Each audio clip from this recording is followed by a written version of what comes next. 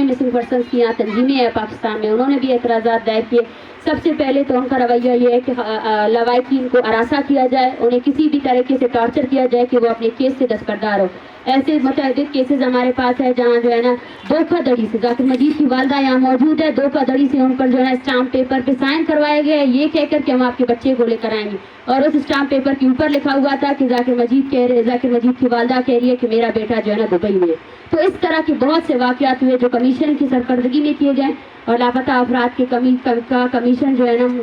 मुश्तरका तौर पर, लेकिन आप देखिए कोई रास्ता और है भी नहीं, फिर भी यही लवाहिकीन जो है ना जाकर वहाँ पर ही अपना केस जमा कराते हैं। और इनका तरीकाकार ये है कि जो लापता खानदान वहाँ जाएगा उसको हरासा करेंगे, राउंड टेबल में जो है ना जर्नल होगा, कर्नल होगा, डीसी होगा, वो क्या करते हैं, वो जस्टिफाई करते हैं इन्फोर्स डिसअपीयरेंस को।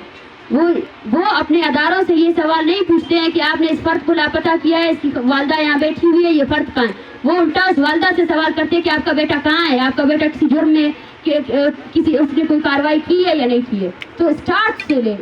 से ले अगर आपके इस कानून में, आपके इस मुल्क में जो है ना जिबरी गुमशुदगी जस्टिफाइबल है, और आपका कानून जिसमें जो है ना 24 आवर्स के बाद जो है ना लोगों को बाजियाब करना और उनको अदालत में पेश करना, वो शक अगर आप उसको काट देते हैं तो फिर तो ये तहरीकें नहीं होंगी। फिर तो बलोच मान जाएगा कि उसके तमाम फैसले मिलिट्री कोर्ट्स पे हो रहे हैं, उसको मारने वाली रियासत कौन है। तो फिर तो मेरे ख्याल से इस एहतजाजी धरने को GHQ के सामने होना चाहिए, ये GHQ के सामने होना चाहिए, फिर ये मुतालबा उनसे होना चाहिए। लेकिन ये अब ये रियासत पर डिपेंड करता है कि वो अपना फैसला क्या करती है। हमारी अदालतें और सुप्रीम कोर्ट से क्या आपको तवक्कुआत हैं? देखिए हमारी अदालतें और सुप्रीम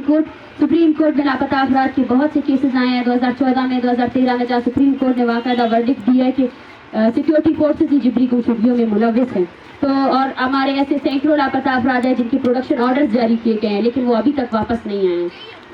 बलूचिस्तान समेत पाकिस्तान के बहुत सी अदालतें ऐसी हैं जहाँ पे लापता अफराद के खानदान अपने केसेस लिए बैठे हैं, जिन पर सालों से जो है ना सिर्फ एयरिंग्स पे एयरिंग्स की जा रही है, लेकिन वो जज उस पर कभी संजीदा नहीं होता है। वो किसी की कोई गाड़ी चोरी हो जाती है तो उसका फैसला बहुत जल्दी आ जाता है, लेकिन किसी का बेटा जो है ना 14 सालों से जिंदानों में, उसका फैसला नहीं आता, उस पर जो है ना जज साहिबान तारीफ पर तारीफ देते हैं। मेरा सवाल तो उन्हीं से है कि क्या उन्होंने जो कोट पहना है, जो इंसाफ को वो कसम लेते हैं, क्या